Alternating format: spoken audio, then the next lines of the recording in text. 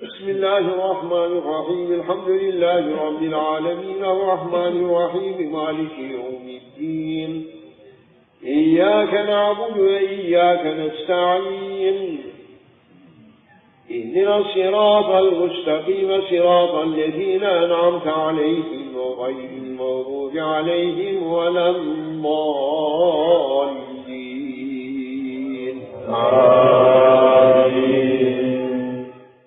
History of the Saints of the Golden Chain. Number 39, Abd Allah al-Faiz ad-Daghestani. You are something inseparable from the heart. My eyelids never close but that you are between them and my eyes. Your love is part of me like the soul's internal speech. I cannot breathe except you are in my breath, and I find you coursing through each of my senses. Abul Hassan Sumnan. The red sulphur among the saints, the crystal lamp of this universe and its foundation. He was supported by steadfast faith. A knower of the hidden meanings of the Holy Quran, he was the key to its secret, enlightened with the pure essence of the truth. He had enormous experience in the way of his predecessors. Sufism was his blood. Prophet Muhammad was his heart. The divine presence was his soul. He was the luminary of knowledge for human beings in his time, owner of the perfect characteristics and controller of his active self. He was the ocean of wisdom for all human beings to sail upon and reach their appointed shore unscathed. The earth shone with a brilliant new light when he was born. People ran to his door to find through him the happiness of this life and the hereafter. He was an ocean of instruction whose waves crashed roaring on the divine shore. He left the erudite perplexed with his superior knowledge, and he was the greatest of all ascetics ever seen or read about. He gave selflessly from his spirit to quench the thirst of the spiritual and the physical worlds. He was a galaxy by himself, garlanded with suns and stars of various size and color, bringing a different light to each individual. He wore the crown of God's divine love, and from him people sipped the longed-for honey of divine secrets. He never left a person without reaching and raising him with his spiritual breath. The darkness of ignorance disappeared in the illumination of his knowledge. He was nursed from the breast of the station of the arch-intercessor, whose throne he ascended later in life. He was a reviver of religion in his time. His reputation for wise counsel and guidance spread over the earth. Kings stood at his door. Scholars sought his disclosures. In his time, no one was left who did not receive nourishment from his spirituality. By means of his light, darkness disappeared, and the secrets of blessings shone forth from the people. He was the perfect saint and the pillar of the knowers. He was born in Daghestan in the year 1309 Hijra, 1891 current era, to a family of doctors. His father was a general practitioner, and his brother was a surgeon general in the Russian army. He was raised and trained by his uncle, Sheikh Sharafuddin ad-Daghestani, the master of the NAQSHBANDI order at that time, who took special care of him from his early youth. During his sister's pregnancy, Sheikh Sharafuddin told her, "The son you are carrying has no veils on his heart. He will be able to see events that have passed or that are coming. He is one of those who can read the unseen knowledge from the preserved tablets directly. He is going to be Sultan al-Awliya in his time. He is going to be called, among the saints, the leader of the community of Muhammad. He is going to perfect the ability of being with God and being at the same time with people. He will inherit the secret from the Prophet, which he referred to when he said, 'I have one face looking at the Creator, and I have one face looking at creation,' and 'I have 1 hour with the Creator, and I have 1 hour with the creation.' When you give birth to him, call him Abd Allah, because he will be carrying the secret of servanthood. He will spread the order back to the Arab countries. Through him, his successor will spread the order in Western countries and in the Far East. You must be careful with him. I am asking that when he reaches the age of 7, you give him to me to raise and to be under my guardianship." On the 12th of Rabi al-Awwal, a Thursday, his mother Amina gave birth to her son, whom she named Abd Allah. When she gave birth to him at around midnight, no one was with her. His father was busy and his brother was away. She said that when she was delivering him, she saw a vision in which 2 ladies came to her. One was Rabi al-Adawiyya, and the other was Asiya, Pharaoh's wife who believed in Moses. They helped her in giving birth. After a while, the vision disappeared and she saw a baby come forth. At that moment, her husband arrived and helped her deliver her son. His parents never heard him cry. In his childhood, at the age of 1 year, they often saw him with his head on the floor in prostration. His mother, family, and neighbors were astonished at this. He spoke at the age of 7 months and was able to make himself understood clearly. He was unlike most children in other respects as well. He would often be seen moving his head from right to left while voicing the divine name. At the age of 3, he used to tell visitors about their future. He would know their names without being familiar with them or being told. He astonished the people of his country. People used to come to visit his parents' home in order to see this remarkable child and to hear him speak. By the age of 7, he was learned in the Quran. He used to sit with his uncle, Sheikh Sharafuddin, and answer the questions people put to him. His answers were always very clear on matters of the divine law, although he had never studied jurisprudence. He would recite the supporting evidences from the Quran and the traditions without ever having studied the science of traditions. This caused people to be more and more attracted to him. His father's house was always full of visitors coming to ask him about their problems, difficulties, and daily affairs. He would answer them and predict their outcomes.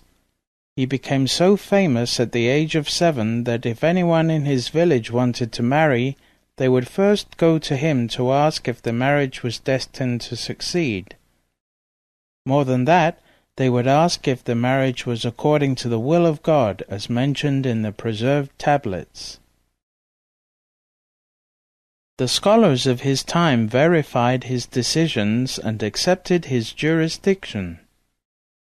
Knowers in his time were so fascinated with his knowledge, although he was only 7 years of age, that they would come from afar to hear the spiritual knowledge that flowed from him like a fountain. His uncle asked him how he was able to speak so effortlessly and endlessly. He answered, "O my uncle, it comes to me as words written right in front of me from the divine presence. I only have to look and read what is written." He used to discuss subjects of deep knowledge that had never been spoken of before. At the age of 7, he said to the spiritual masters of wisdom of his time, "If I speak what has been put into my heart of divine knowledge, even saints will cut my throat." He was extremely meticulous in keeping the prescriptions of the divine law. He was the first to appear for prayer in the mosque 5 times a day. He was the first to be present for dhikr. He was the first to be present in the meetings of scholars. He was the first to be present in the spiritual gatherings. He acquired fame for healing sick people by recitation of Surah al-Fatihah. Many people were brought to him with different kinds of sicknesses. He would read Surah al-Fatihah and blow on them, and they would be healed. He had a tremendous power for healing even people who were far away. People would come to him and ask for help for parents or a wife or someone else who was sick and unable to come to him. He would read one Fatihah and send it for them. They would be instantly cured from any distance. Healing was one speciality from among his endless specialities. Speaking about himself. I am a descendant of Miqdad ibn al-Aswad, whom the Prophet used to appoint as his deputy whenever he left Medina on an expedition. I inherited, like my uncle, the 5 marks of the blessed hand of the Prophet, which he had placed on the back of my blessed grandfather, Miqdad ibn al-Aswad. From that birthmark shines a special light. At this time, in the late 1890s, Daghestan was under the severe oppression and tyranny of the Russian occupying armies. His uncle, who was the spiritual head of the village, and his father, who was a well-known doctor, decided to emigrate from Daghestan to Turkey. After reaching this decision, they asked Sheikh Abd Allah to make a spiritual consultation on the appropriateness of migrating at that time. Sheikh Abd Allah described the event. That night I prayed the night prayer. I renewed my ablution. I prayed 2 cycles. I sat in meditation, connecting myself through my sheikh, my uncle, to the Prophet. I saw the Prophet coming to me with 124,000 companions, saying to me, "O my son, I release all my powers and those of my 124,000 companions from my heart. Tell your uncle and the caretakers of the village to migrate immediately to Turkey." Then I saw the Prophet hugging me, and I saw myself disappearing in him. As soon as I disappeared in him, I saw myself ascending from the dome of the rock from which the Prophet ascended in the night journey. I saw myself astride the same Burak which carried the Prophet. I saw myself carried up in a true vision to the station of 2 bows' lengths. Quran chapter 53, verse 9, where I could see the Prophet, but not myself.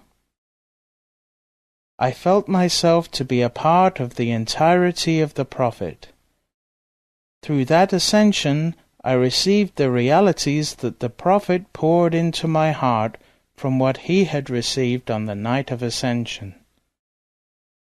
All these different kinds of knowledge came to my heart in words of light, which began as green and changed to purple, and the understandings were poured into my heart in a quantity which is immeasurable. I heard a voice coming from the divine presence, saying, "Approach, O my servant, to my presence." As I approached through the prophet, everything disappeared. Even the spiritual reality of the prophet disappeared. Nothing existed except God, Almighty and exalted. Then I heard a voice from all his lights and attributes that were shining in his presence. O my servant, now come to the state of subsistence within this light. I felt myself come into subsistence through the prophet after having been annihilated, appearing and subsisting in the divine presence, decorated with the 99 attributes. Then I saw myself inside the prophet, appearing inside every creation that was existing by God's power. That took us to a state in which we were able to realize that there are universes other than this universe, that there are endless creations of God Almighty and exalted. Then I felt my uncle shaking my shoulder, saying, "O my son, it is time for the dawn prayer." I prayed the dawn prayer behind him, and more than 300 people from the village prayed in congregation with us. After the dawn prayer, my uncle stood and said, "We asked my nephew to do a spiritual consultation." Everyone was eagerly waiting to hear what I had seen. My uncle immediately said, "He was brought to the presence of the prophet by my power. The prophet gave everyone permission to move to Turkey. Then he took him through the states up to the station of the distance of but 2 bow lengths, Quran chapter 53, verse 9. Then he took him to a station in which he opened to him a vision of knowledge that has never been opened to any saint before, including myself. His ascension was a means of instruction for past and present saints, and a key to open a gigantic ocean of knowledge and wisdom. I said to myself, my uncle was with me in that vision, and it was with his power that I received that vision. Everyone in the village began to prepare for the emigration. We moved from Daghestan to Turkey on a trip that was full of difficulties, caused both by the Russian soldiers and by highwaymen who killed without the slightest provocation. Near the border with Turkey, we were traveling through a forest which was known to be filled with Russian soldiers. It was time for the dawn prayer. My uncle said, "We will perform the dawn prayer and then we will cross the forest." We offered the dawn prayer and began moving. Sheikh Sharafuddin said to everyone, "Stop."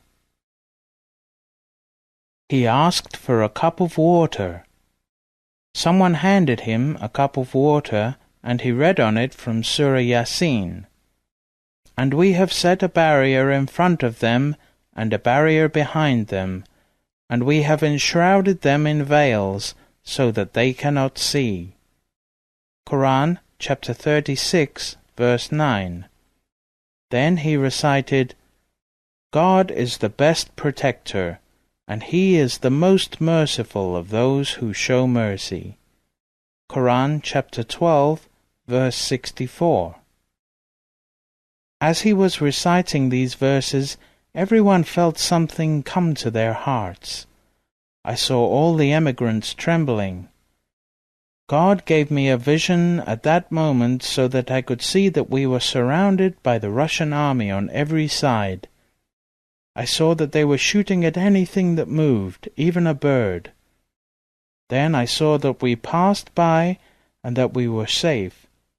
We were crossing through the forest, and they heard no sound of our footsteps or our animals.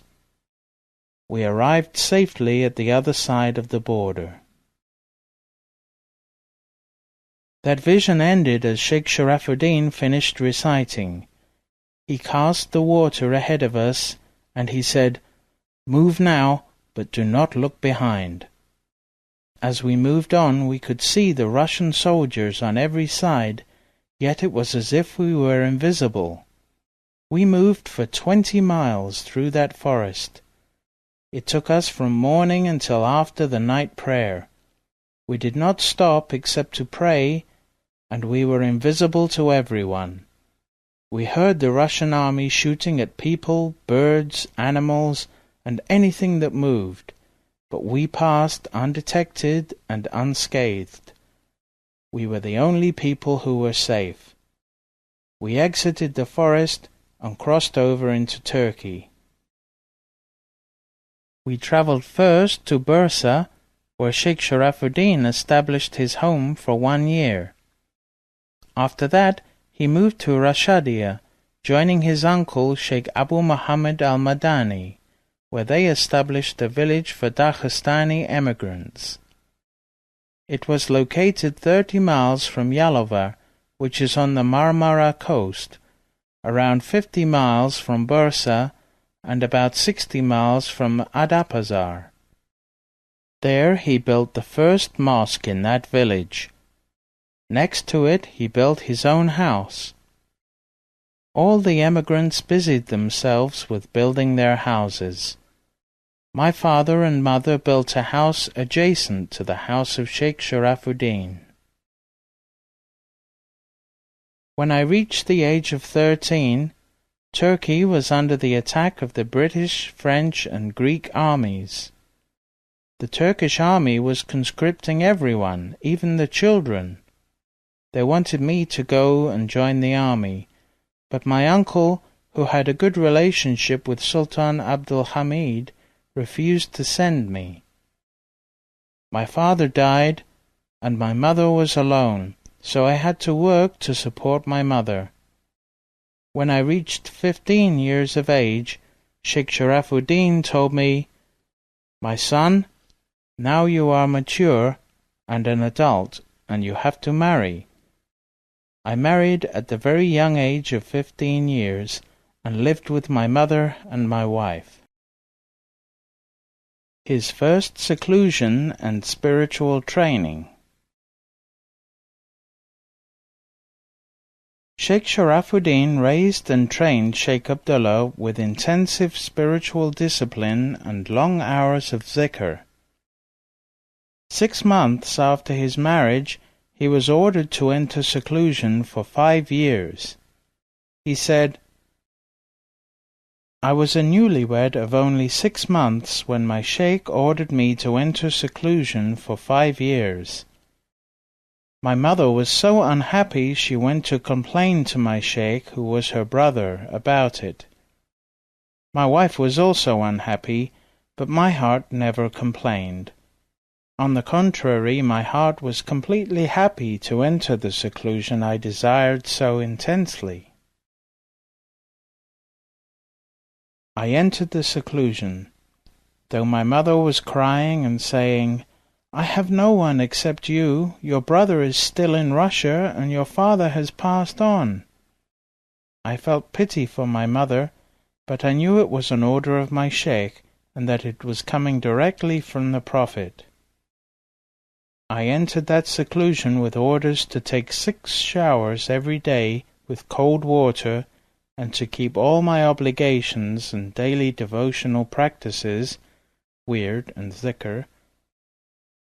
In addition, I was ordered to recite at least 7 and up to 15 sections of the Quran, and to repeat the holy name of Allah 148,000 times, and salutations upon the Prophet 24,000 times daily. There were many other practices as well, all to be performed in a focused and meditative state. I was in a cave, deep in a large forest, high on a snow-covered mountain. One person was assigned to serve me with 7 olives and 2 ounces of bread every day. I entered that seclusion when I was 15.5 years old. When I emerged from that seclusion at 20 years of age, I was very thin, weighing only 100 pounds. What was unveiled to me of experiences and visions cannot be expressed in words. When I entered the seclusion, I said to my ego, "O my ego, even if I am going to die, I am not going to leave this seclusion. You must know that. Do not try to change my mind or to cheat me." There was an opening in the roof of the cave to the outside, and when I entered the seclusion, I stopped up the hole with a piece of cloth. I slept very little in that seclusion. I never felt any need to sleep, because I had such strong heavenly support. One time I had a vision of the Prophet in seclusion in the cave of Hira. For 40 days I sat behind him and never slept, but continued in that state. As I was reciting zikr one night after midnight, a huge storm raged on the mountain. I could hear that storm felling trees, pouring rain, and finally snow. It was very cold, and nothing made me warm except the heat of my dhikr. A heavy wind blew the cloth out of the hole in the roof of the cave. I was freezing, and snow blew in around me. I was so cold that I could not move my fingers to count the repetitions of my dhikr. My heart almost stopped. Then it occurred to me to close the hole again. As soon as that thought came to me, I saw a vision of my sheikh shouting, "O my son, are you busy with yourself, or are you busy with the one who created you? If you die from cold, it is better for you than allowing your heart one moment of heedlessness." That vision gave me warmth in my heart and determination to restart the dhikr immediately. As I continued the dhikr, more wind came, and with it more snow. I struggled with myself, finally telling myself, "Let me die. Even so, I am continuing my dhikr." As soon as I said that, the wind stopped and the snow stopped. Then a tree fell and covered that hole in the cave. One day, after I prayed the last prayer of the night, and while I was busy with dhikr and my heart was connected with its origin, I saw a vision of myself reciting dhikr in the divine presence. At the same time, I felt something encircling me. I knew it was not something heavenly, that it was something physical. I remembered the saying of the Prophet, "Nothing puts fear in my heart except the fear of God." Although I felt something around me and wrapping me up, my heart remained undisturbed in the divine presence. In that state, I reached the place in the station of the awareness of numbers at 777,777 repetitions of the divine name. I was going to 777,778 when I heard the divine presence addressing me. "O my servant, you have reached the secret of awareness of numbers tonight. You have gained the key for that station. Enter into our presence in the state of the one who speaks with God, the state of Moses when he spoke directly with God." I saw that I was speaking with a divine presence. I received answers to questions that saints had never been able to reach before. I took the opportunity to ask Allah, "O Allah, what is your greatest name?" And I heard, "O my servant, You will be given that later." Then that vision disappeared, and it was time for the dawn prayer. Before each prayer, I was obliged to take a cold shower. There was, of course, no running water, so I had to use melted snow to shower. As I was about to stand up to wash for prayer, I found that facing me was the head of a snake, which had encircled me completely. Its head was poised so that any movement out of fear would cause him to strike me. I did not give that snake any importance. I knew if I felt any fear it would attack. So in my mind I made it to be non-existent. I could not take a shower with the snake wrapped around me, but the Shaykh's order had to be followed, so I poured the water over my clothes and over the snake. For 40 days that snake remained wrapped around me. When I was praying, it would move its head to allow for my prostrations. For 40 days that snake kept watch, looking for any mistake or fear to attack me. This test from my Shaykh, to see if I had any fear of anything but God, finally ended, and that snake began to unwind itself from around me. It sat for a while in front of me, then it disappeared. Shaykh Abdullah spent 5 years in that particular seclusion, which ended when he was 20.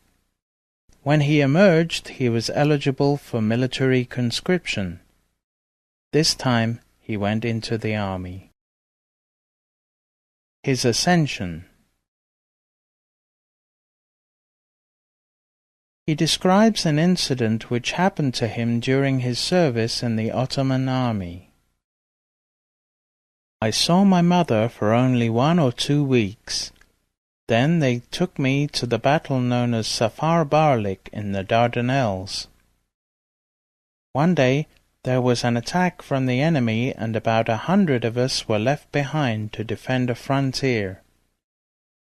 I was an excellent marksman, able to hit a thread from a great distance. We were unable to defend our position and were under fierce attack. I felt a bullet strike my heart, and I fell to the ground mortally wounded. As I lay dying, I saw the Prophet coming to me. He said, 'O my son, you were destined to die here, but we still need you on this earth in both your spiritual and physical form. I am coming to you to show you how a person dies and how the angel of death takes the soul.' He presented me with a vision in which I saw my soul leaving my body, cell by cell, beginning from the toes. As the life was withdrawing, I could see how many cells are in my body, and the function of every cell, and the cure for every sickness of each cell, and I heard the dhikr of every cell. As my soul was passing away, I experienced what a person feels when he dies. I was brought to see the different states of death, painful states of death, easy states of death, and the most blissful states of death. The Prophet told me, 'You are from those who pass in a blissful state of death.' I was enjoying that passing so much because I was going back to my origin, which made me comprehend the secret of the Quranic verse, 'To God we belong, and to Him is our return.' Quran chapter 2, verse 156. That vision continued until I experienced my soul departing on the last breath. I saw the angel of death come, and I heard the questions he would ask. All the kinds of vision that appear to the dying I experienced, yet I was alive during that experience, and this enabled me to understand the secret of that state. I saw in that vision my soul looking down on my body, and the Prophet was telling me, "Come with me." I accompanied the Prophet. He took me to a vision of the 7 heavens. I saw everything he wished me to see in the 7 heavens. He raised me to the station of truthfulness, where I met all the prophets, all the saints, all the martyrs, and all the righteous. He said, "O my son, now I am going to take you to see the tortures of hell." There I saw everything that the Prophet had mentioned in the traditions about the tortures and punishments of that place. I said, "O Prophet, you who were sent as a mercy for human beings, is there not any way for these people to be saved?" He replied to me, "Yes, my son, with my intercession they can be saved. I am showing you the fate of those people if I did not have the power to intercede for them." The Prophet said, "O my son, now I will return you to earth and to your body." As soon as the Prophet said that, I looked down and saw my body, looking somewhat swollen. I looked at that and said, "O Prophet of God, it is better to be here with you. I do not want to go back. I am happy with you in the divine presence. Look at that world. I have already been there, and now I have left. Why must I go back? Look, my body is swollen." He said, "O my son, you must go back. That is your duty." By the order of the Prophet, I went back to my body, even though I did not want to. As I entered my body, I saw the bullet in my heart had been encased in flesh, and the bleeding had stopped. As I smoothly entered into my body, the vision ended. When it ended, I saw the medics on the field of battle looking for the survivors among the dead. Then one of them said, "That one is alive! That one is alive!" I had no power to speak or to move, and I realized that it had been 7 days that my body had been lying there. They took me and treated me until I recovered and my health was restored. Then they sent me back to my uncle. As soon as I reached him, he told me, "O my son, did you enjoy your visit?" I did not say yes, and I did not say no, as I wanted to know if he meant the visit to the army or the visit in the company of the Prophet.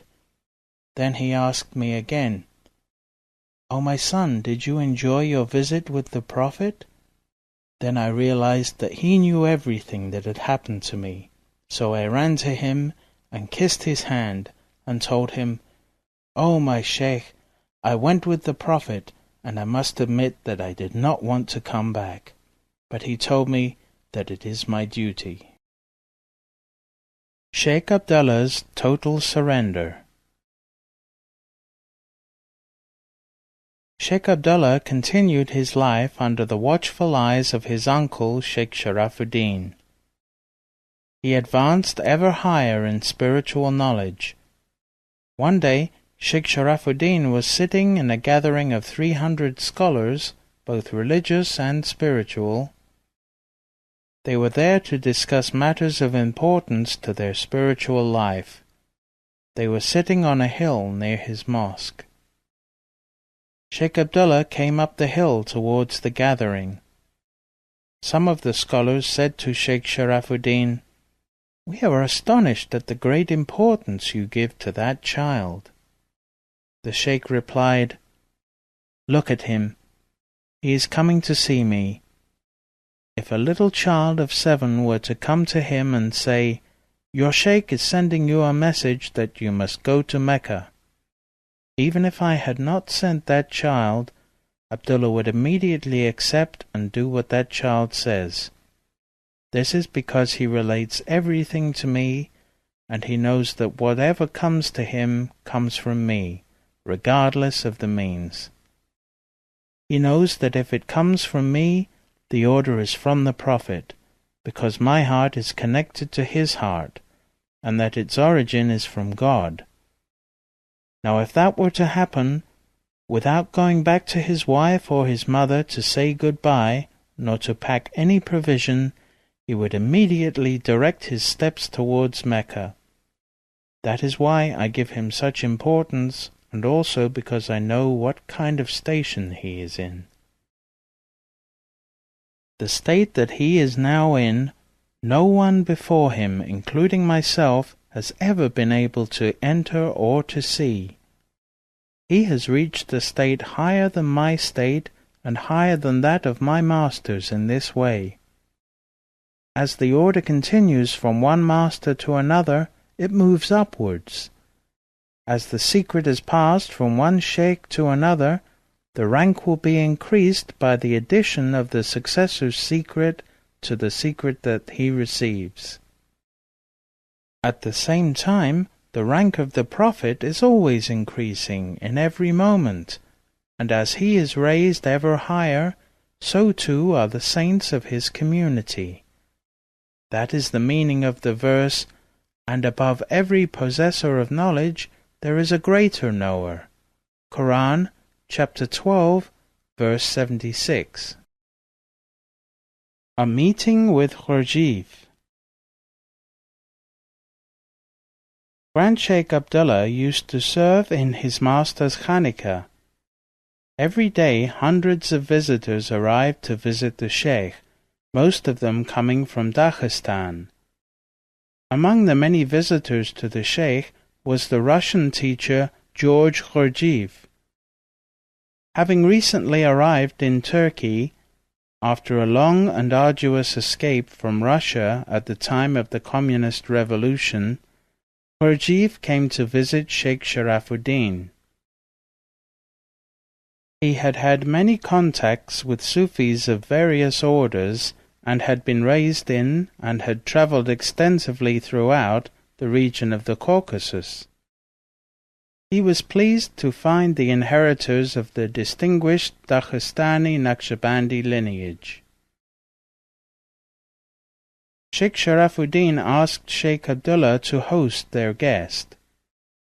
Sheikh Abdullah recounted the events of the meeting to several of his disciples many years later. As soon as they met, Sheikh Abdullah said, "You are interested in the knowledge of the 9 points. We can speak on it in the morning after the dawn prayer.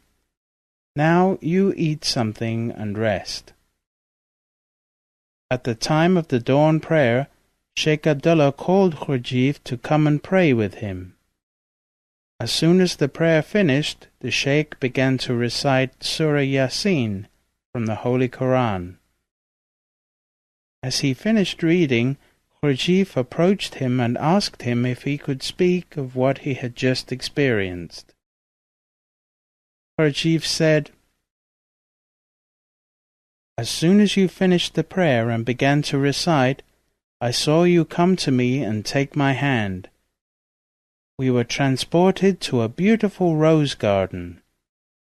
You told me that this garden is your garden, and these roses are your disciples, each with his own color and perfume.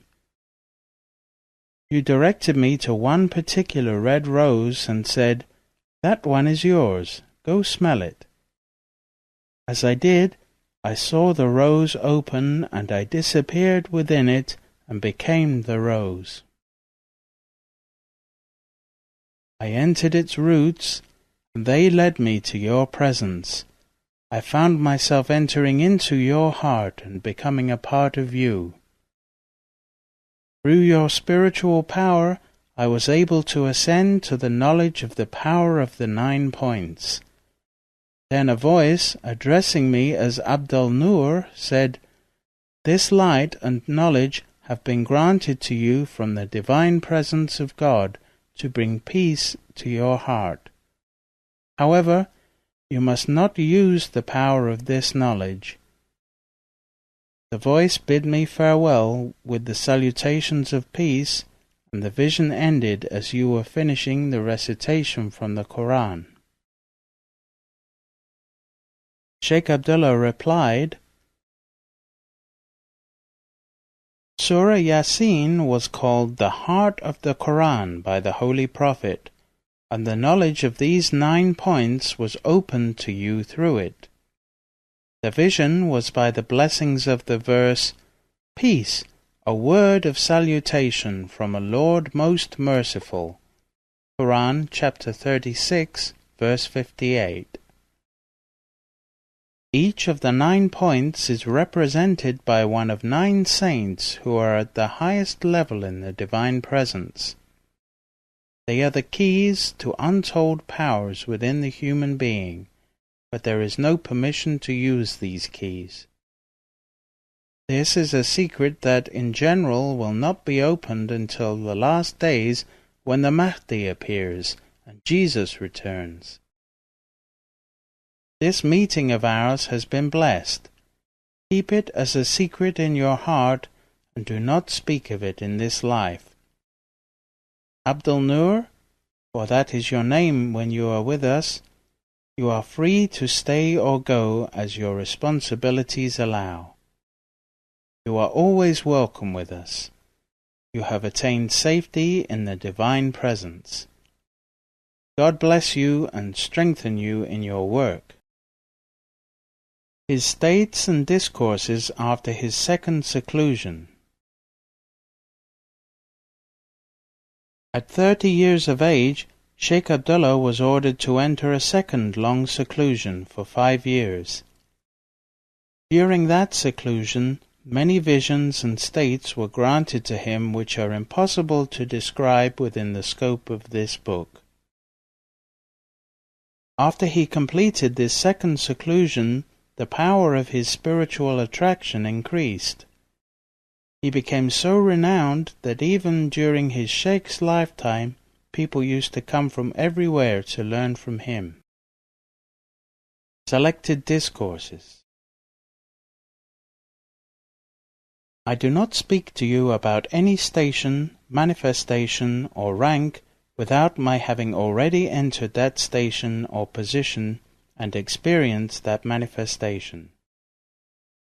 I am not like many others. I do not speak separating my sight from my heart, enumerating the stations for you, without knowing their reality.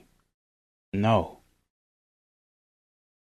First of all, I followed that path and saw what it was.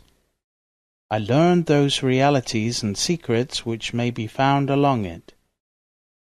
I worked my way along it until I obtained the knowledge of certainty, the eye of certainty, and the truth of certainty.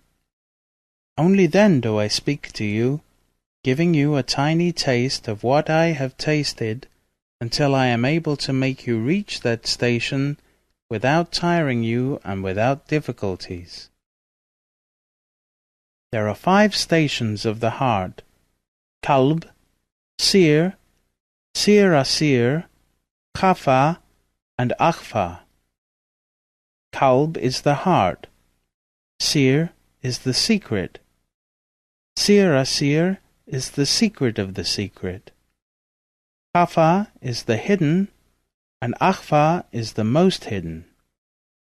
The secret of this order is based on these 5 subtle stations of the heart. Latif. Latifat al-Qalb, the stage of the heart, is under the authority of Adam because it represents the physical aspect of the heart. Latifat al-Sir, the station of the secret, is under Noah because it is the vessel which is saved from the ocean of darkness, from the flood of ignorance. Latifat Sir, the station of the secret, is under 2 prophets, Abraham and Moses, who represent God's divine presence on earth. God made Abraham the symbol of all his caliphs on earth, as mentioned in the verse of the creation of mankind, Quran chapter 2, verse 30. Moses was blessed with hearing and speaking to God, which are the 2 essential attributes of knowledge. Latifat al-Khafa, the hidden station, is under Jesus, because of his relationship with hidden knowledge. He represents spiritual understanding. Latifat al-Akhfa, the most hidden station, is under the reality of Muhammad, because he was granted a station high above that of all other prophets and messengers. He was the one who was raised up on the night of Ascension to the divine presence. This is represented by the sacred phrase of the testimony of faith, in which "there is no God but God" is joined with "Muhammad is the messenger of God." The lights of these stations have been shown to me. The light of the heart is a yellow hue. The light of the secret is red. The light of the secret is white. The light of the hidden station is green. And the light of the most hidden station is black. These 5 stations are at the center of the 9 points which represent the locus of inspiration of the divine presence in the heart of the human being. These 9 points are located on the chest of each person, and they represent 9 different hidden states in every human being. Every state is connected to a saint who has authority to control that point. If the seeker in the Naqshbandi way is able to unveil and to make spiritual contact with the authorized master controlling these points, he may be given knowledge of and power to use these 9 points. The conditions related to opening these 9 points can only be alluded to obliquely. The first station involves the power of imprisoning the ego. The key to the second state is dhikr with La ilaha illallah. The third state consists in witnessing the engraving of Allah's name on the heart, Naqsh. The fourth state relates to the meaning of that engraving on the heart. The fifth state is to imprint the engraving with your dhikr. In the sixth state, the heart is made to stop pumping at will and to start pumping at will. The seventh state is to be aware of the number of times one stops the heart from pumping and the number of times one restores the pumping of the heart. In the eighth stage, one mentions the phrase Muhammadan Rasulullah in every cessation of the heart and every restoration of its pumping. The ninth stage is to return to your cave, as God mentioned in Surah Al-Kahf, "When ye turn away from them and the things they worship other than God, betake yourself to the cave. Your Lord will shower His mercies on you." Quran, chapter 18, verse 16. The cave is divine presence. Here, one utters the cherished prayer of the Prophet, "O Allah, you are my destination, and your pleasure is what I seek." The heart, as it cycles between the cessation and restoration of its pumping, is existing at the level of the essence of the divine presence. Because that divine essence is the source of all created being, the heart will be at one with even the most minute creation in this universe. The heart which has reached the secrets of the 9 points will be able to see everything, hear everything, know everything, taste everything, sense everything, until he will be the ears with which he hears, the eyes with which he sees, the tongue with which he speaks, the hand with which he grasps, and the feet with which he walks. He will be lordly. He need only say to a thing, "Be," and it will be. Shaykh Sharafuddin's Will.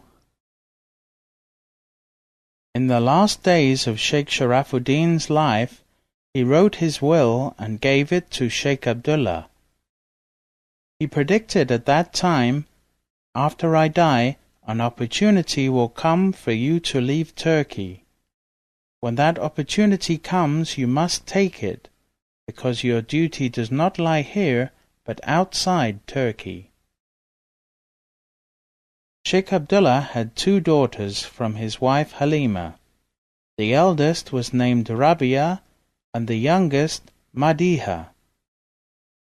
9 other of his children had not survived. After his sheikh passed away, a delegation came to him from King Farouk of Egypt to convey the condolences of the king, as Shaykh Sharafuddin had many followers in Egypt. One of the princes who came with the delegation saw his daughter Madiha. He felt attracted to her and asked to marry her. Shaykh Abdullah realized that this was the opportunity to leave Turkey that his sheikh had foretold. He immediately accepted the proposal, and with his daughter's compliance, the marriage quickly took place. Soon after that, he received an invitation from his daughter's new husband to come to Egypt. He said, I went to Egypt and stayed with my daughter. The relationship between her and her husband was not good. After some time, the marriage failed and ended in divorce.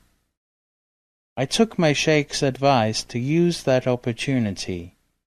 I boarded a ship with my wife and daughters in Alexandria and sailed to Latakia.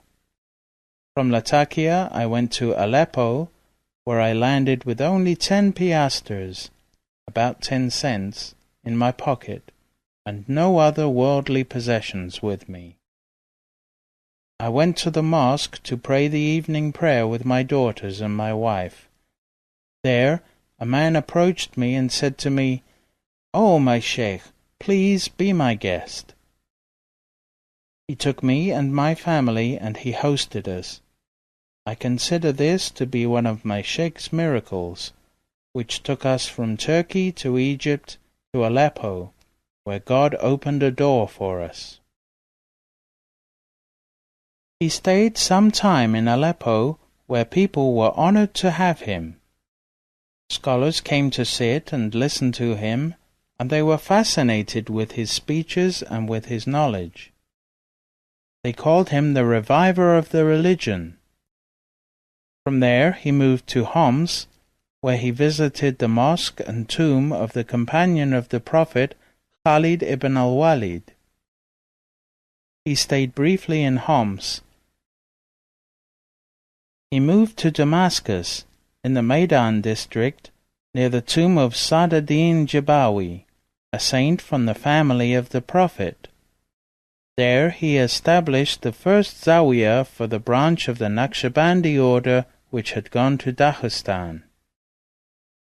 With him, the golden chain of the Naqshbandi order which had gone from Damascus under Sheikh Khalid to Daghestan with Sheikh Ismail and his caliphs, now returned to Damascus. His 2 daughters were married. Rabia had 4 children, 3 girls and 1 boy. Madiha was married to Sheikh Tawfiq al-Hibri, one of the great Islamic scholars of Lebanon. Soon, people began to crowd into his Zawiya. They arrived there from all over the city, Sufis, government people, businessmen, and common people. Disciples were coming every day to sit at the door of his Khanika. Daily food was served to hundreds, many of whom also slept there. Then he received a spiritual order to move to the mountain of Khasiyun. It is the highest point in Damascus, from whose vantage the entire city can be viewed. With the help of his 2 senior disciples, Shaykh Muhammad Nazim Adil and Shaykh Hussein Ali, he built a house. This house and the mosque next to it still stand, and the mosque is the site of his tomb. He saw in a vision while he was building the mosque that the Prophet, with Abu Bakr as-Siddiq, Ali, Shah Naqshband, and Ahmad al-Faruqi came and put posts to mark the shape and location of the walls of the mosque. As soon as the vision ended, the markers were visible and everyone present saw them. At that mosque, over the years, hundreds of thousands of visitors were received for healing, for prayers, for training, coming to learn all kinds of external and internal knowledge. Many times he was ordered by the Prophet to go into more seclusions. These seclusions varied in length from 40 days to 1 year. He went into over 20 seclusions during his lifetime. Some of these seclusions were made in Damascus, some in Jordan, some in Baghdad at the tomb of Abd Allah, and many were in Medina. With each seclusion, his spiritual power and rank were amplified. One time he sent a message via Maulana Sheikh Nazim to Sharif Abd Allah, who was the king of Jordan and one of his disciples, telling him, "Do not go and pray in congregation, especially on a Friday, because I had a vision that you will be killed." That message was given to Sharif Abd Allah, but he did not heed the warning. The next week he was killed as he left from the Friday congregational prayers. Years later, a cousin of ours was caught by accident in gunfire in Beirut. He was taken for emergency surgery. We went to visit our Grandshaykh, terrified for our cousin's condition. As soon as we walked in and before we could speak, he said to us, "Go back. It was written that he would die, but with my prayers he will live. The operation he is going through will succeed." When we returned, our cousin was in a coma, and they were taking him to surgery. We informed his mother of what Grandshaykh had said to give her hope. The next day our cousin regained consciousness.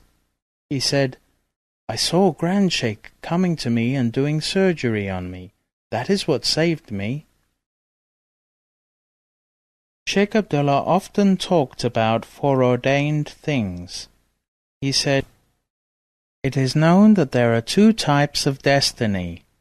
The first kind of destiny is termed suspended or mutable destiny. It is written on the preserved tablet. This will vary according to will and behavior, cause and effect. All saints can change this kind of destiny for their disciples in order to train them and to influence their destiny by changing their actions and behavior.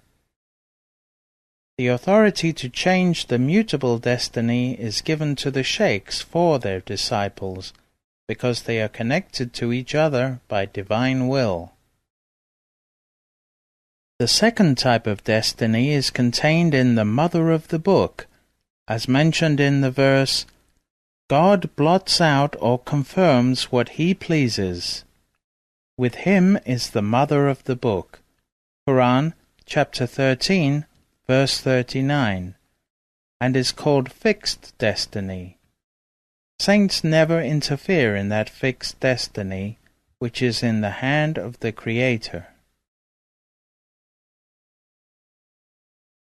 God gave the authority to change the fixed destiny only to the 9 saints who are at the highest level in the divine presence, by permission from the Prophet, who is the first to take that power from God. They control the 9 points of human consciousness related to the different stages of the ascent of an individual on his path to the divine presence. God gave these 9 saints, whose number has not changed from the time of the Prophet until today, the power to use Sultan of Zikr, the greatest remembrance. Everyone knows that Zikr is primarily the repetition of La ilaha illallah, and that is what is practiced by all Sufi orders, including the NAQSHBANDI. But the Sultan of Zikr is a completely different type of Zikr. God said, "We have revealed the Zikr, and we are the one to protect that Zikr in you." Quran chapter 15, verse 9. The Zikr mentioned here is the Holy Quran. The Zikr of these 9 saints, besides La ilaha illallah, is the secret of the Holy Quran.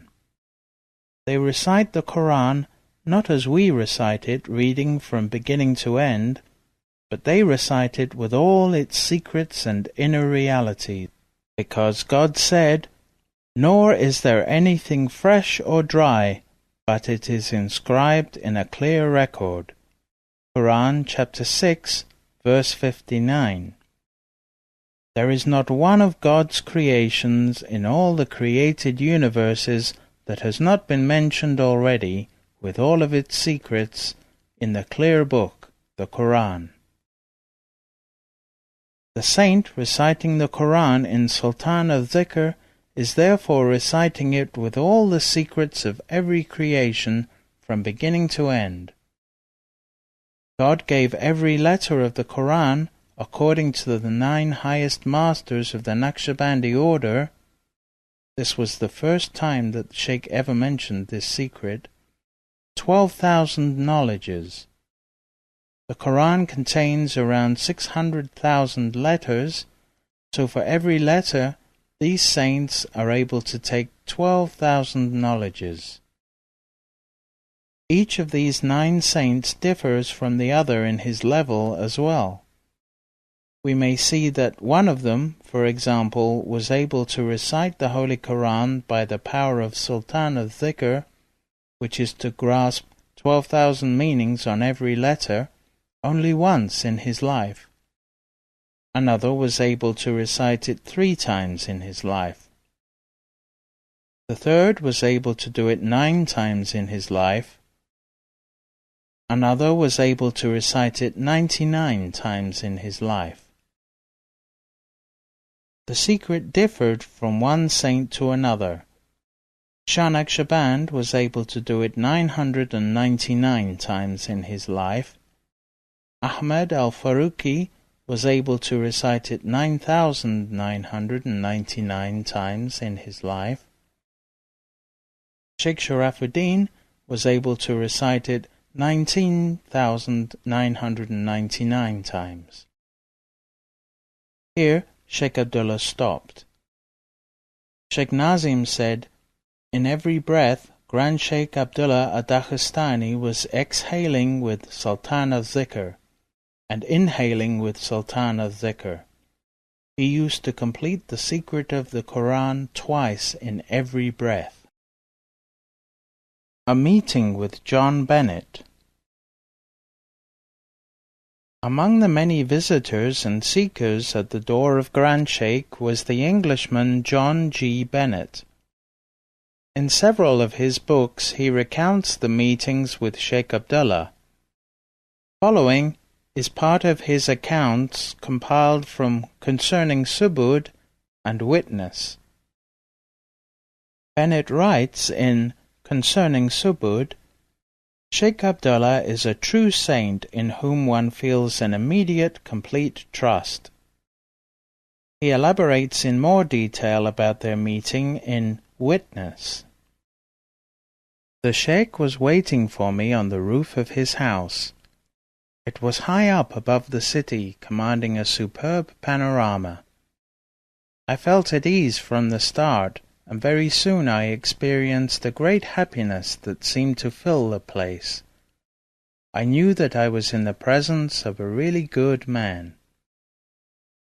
After the usual salutations and compliments of the excellence of my Turkish, he astonished me by saying, 'Why did you not bring the lady sister who is with you? I have a message for her as well as you.' It seemed unlikely that anyone could have told him about Elizabeth. We had walked straight to his house, and the Daji, my guide, had left me at the door without speaking to anyone. I replied that as he was a Muslim, I did not think that he would wish to speak with a woman. He said very simply, "Why not? Rules and customs are for the protection of the foolish. They do not concern me. Next time you pass through Damascus, will you bring her to me?" I promised to do so if the opportunity came. We sat for a long time in silence, watching the ancient city. When he began to speak, I found it hard to come out of the deep reverie into which I had fallen. He was saying, "I was expecting someone today, but I did not know that it would be you. A few nights ago, an angel came to my room and told me that you would come to visit me and that I was to give you 3 messages. You have asked God for guidance about your wife. She is in God's keeping. You have tried to help her, but this was wrong. You disturbed the work that God is doing in her soul. There is no cause for anxiety about her, but it is useless for you to try to understand. The second message concerns your house. You have asked God for guidance as to whether you should go your way or follow others. You must trust yourself. You will be persecuted by the Armenians, but you must not be afraid. You have to attract many people to you, and you must not hesitate even if other people are angry." He fell silent again. I was astonished at the 2 messages, for it was true that I had prayed for guidance on just those 2 questions. The most important message is the last. You must know that there is a great wickedness in the world. People have given themselves over to the worship of material things, and they have lost the will and the power to worship God. God has always sent messengers to show the way out of such situations, and he has again done so in our present age.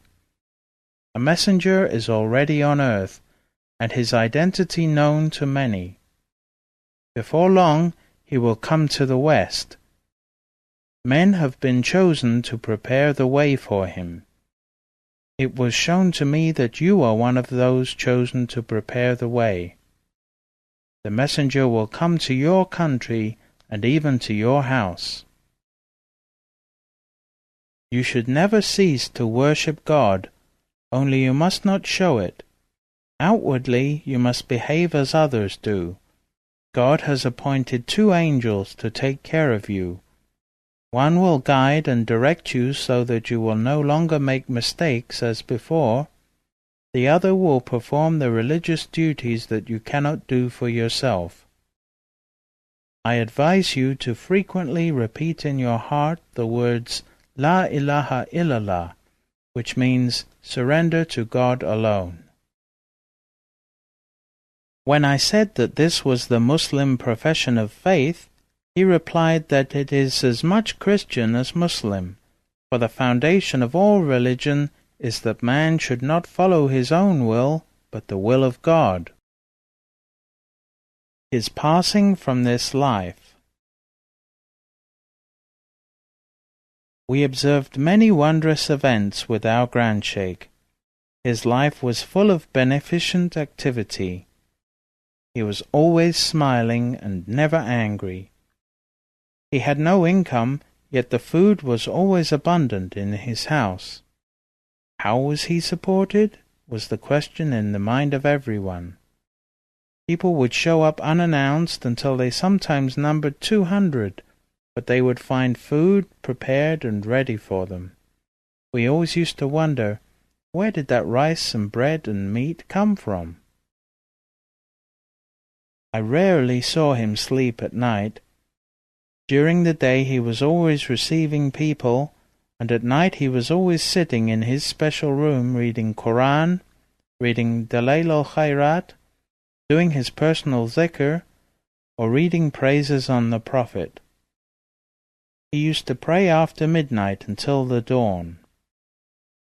He helped the needy as much as he was able, and he sheltered many homeless in his mosque. He served humanity. The tongue is helpless to describe his good manners and good characteristics. One day in 1973 he said, "The Prophet is calling me. I have to go and see him.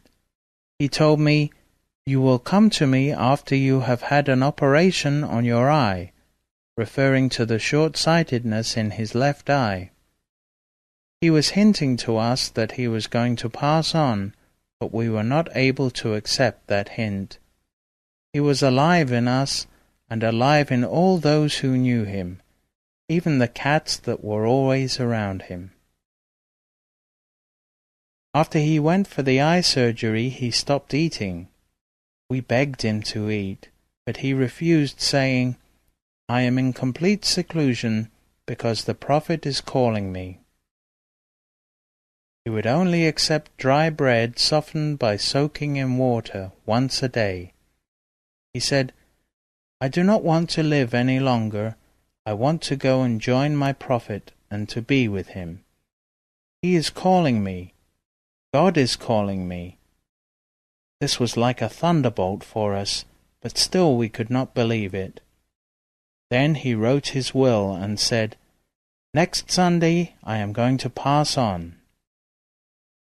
It would be the 30th of September, 1973, current era, the 4th of Ramadan, 1393 Hijrah. Everyone was shocked and fearful, awaiting that day to see if his prediction would come to pass. It was 10 o'clock on the Sunday that he had predicted, and we were sitting in his room. He said to me, "Feel my pulse." I felt his pulse, and it was over 150. Then he said, "Oh, my son, these are the last seconds of my life. I do not want anyone here. Everyone must leave and go to the big meeting room." There were only 10 of us inside the room. At that moment 2 doctors arrived. One was my brother, and the other a friend. Both were surgeons. Grandshaykh did not allow anyone other than family in the room. We heard his daughter cry out, "My father has died! My father has died!" We all ran into the room, and we saw that Grandshaykh was not moving. Quickly my brother took his pulse and his blood pressure, but they were not detectable. He ran hysterically to the car to get a syringe with medicine, returning minutes later. He re-entered in the same manner, wanting to inject the Shaykh in his heart to try and restart its pumping. The other doctor said, "What are you doing? The Shaykh has been dead for over 7 minutes. Stop your foolishness." But he would not stop and insisted on going ahead with the injection. Then Grandshaykh opened his eyes, put his hand up, and said in Turkish, "Borak," which means stop. Everyone was shocked. They had never heard the dead speak before. I will never forget this in all my life. All those present, professors and doctors, will never forget either. After that, my brother put his instruments away. We stood there in shock, not knowing what to say. Was he dead or not? Was he simply veiling himself to return shortly? That is the secret God gives to His lovers and saints who travel in His kingdom, in His love, in His secrets. It was an unforgettable day.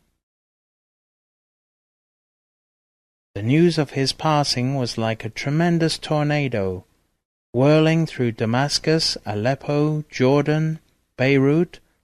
People came from everywhere to him for one last look.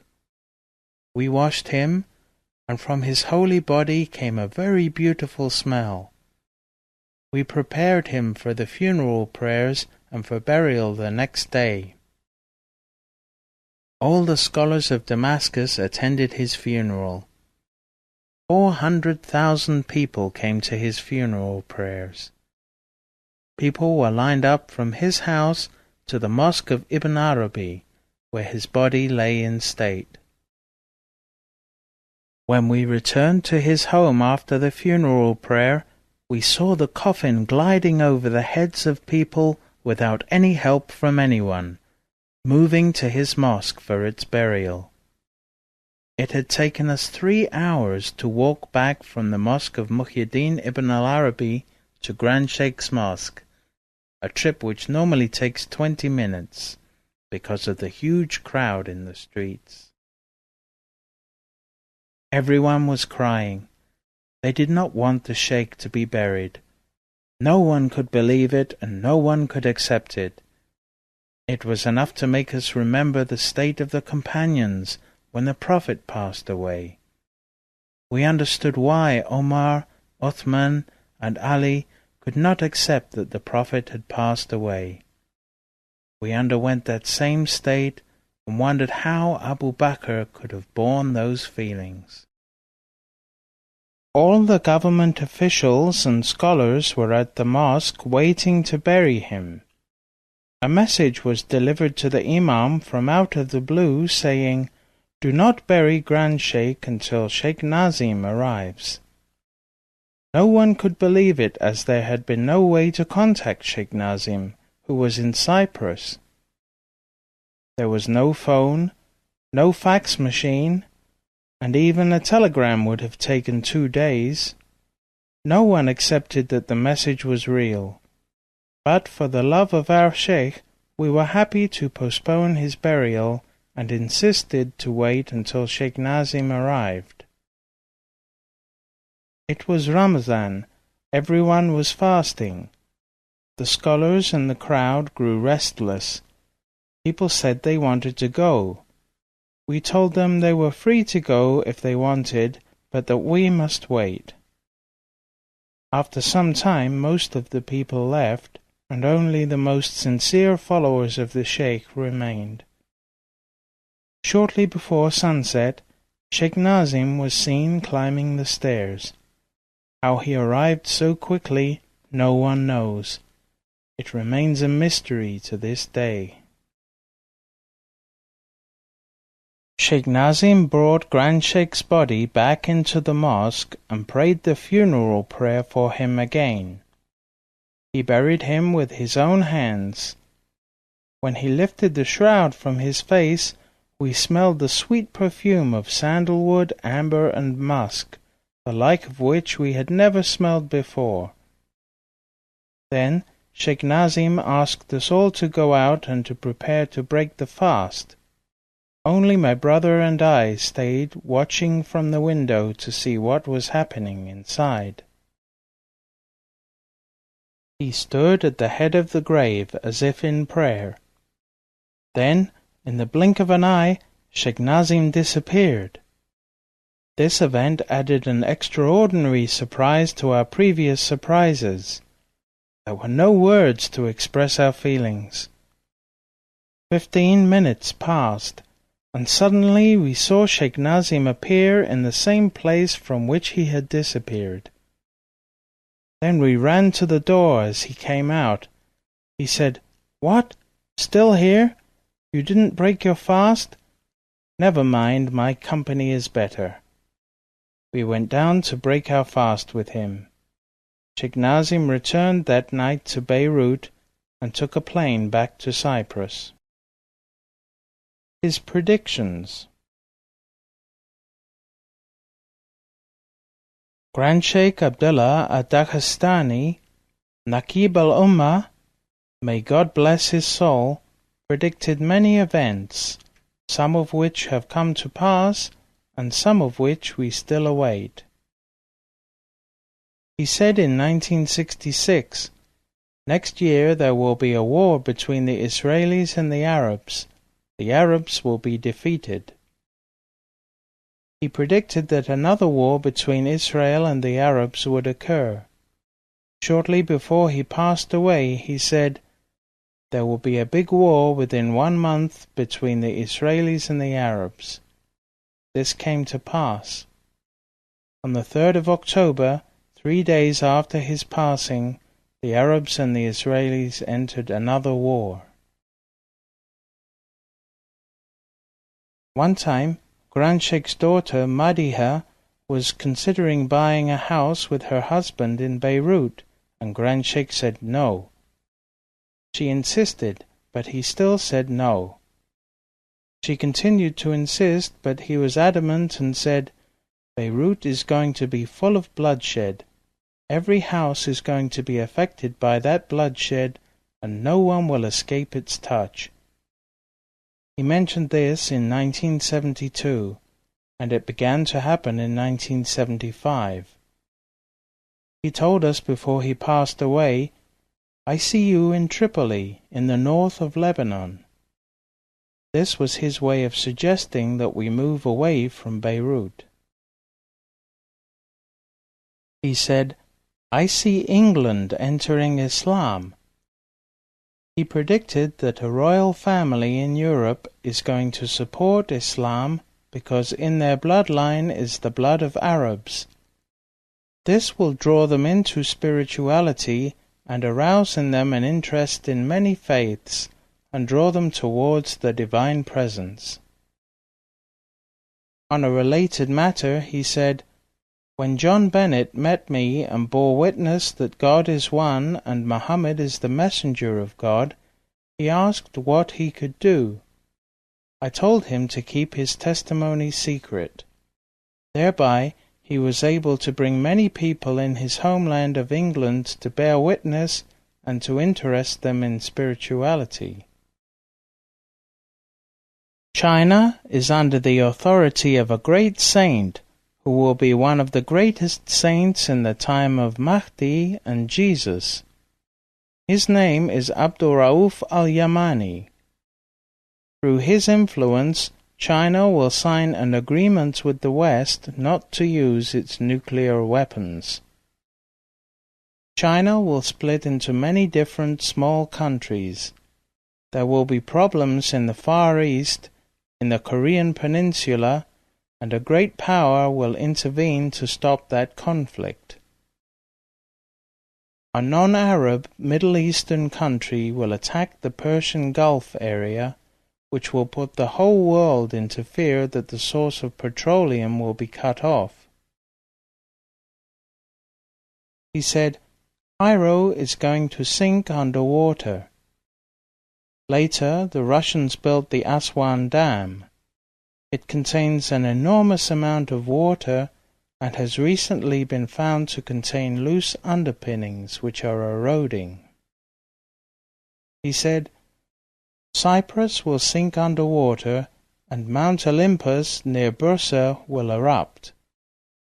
Under it are two elements, gas and fire, which have until now been kept separate, and saints have always prayed that these elements would not combine.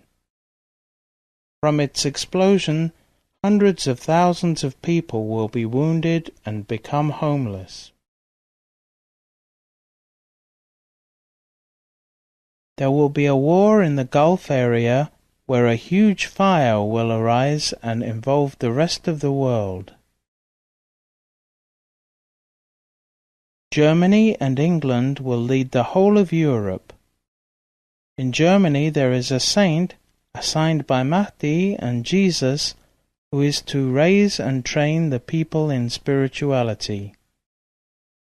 That saint is hidden, but he is among them. There will be a big change in the approach of Arabs to politics, and one powerful regime is going to change to a better way of government. Before he passed away, in a private meeting with some of his closest disciples, he said, "There will be peace, and America will be the one leading the talks for peace, which will end the war between the Arabs and Israel. This is going to happen. The sign of it is the collapse of communism and the splitting of the Russian Empire into many parts. There will be no power in this world except for America. Most Arab governments will turn to the Americans. The conflict will completely quiet down, and Arabs and Israelis will live in peace. Slowly, every conflict on the earth will be put to an end, and everywhere there will be peace. America will lead that. Everyone will be happy, and no one will expect war ever to occur again. Suddenly, in the midst of peace, an attack will be made on Turkey from a neighboring country, and a war will start, followed by an invasion of Turkey by a close neighboring country. This will threaten the US bases in Turkey and will cause a greater battle to ensue. This will result in a great disaster on earth and a horrible war. During the course of the war, Mahdi will come forth and Jesus will return. His purpose will be to bring spirituality, peace and justice, and to overcome tyranny, fear and terror. Love and happiness and peace will fill this earth with the power of Mahdi and Jesus by the will of God Almighty. The secret of the golden chain was passed to the Son of Sons, the leader of those brought near, the discoverer of secrets, Shaykh Muhammad Nazim Adil al-Qabrusi al-Rabbani an-Naqshbandi al-Haqqani.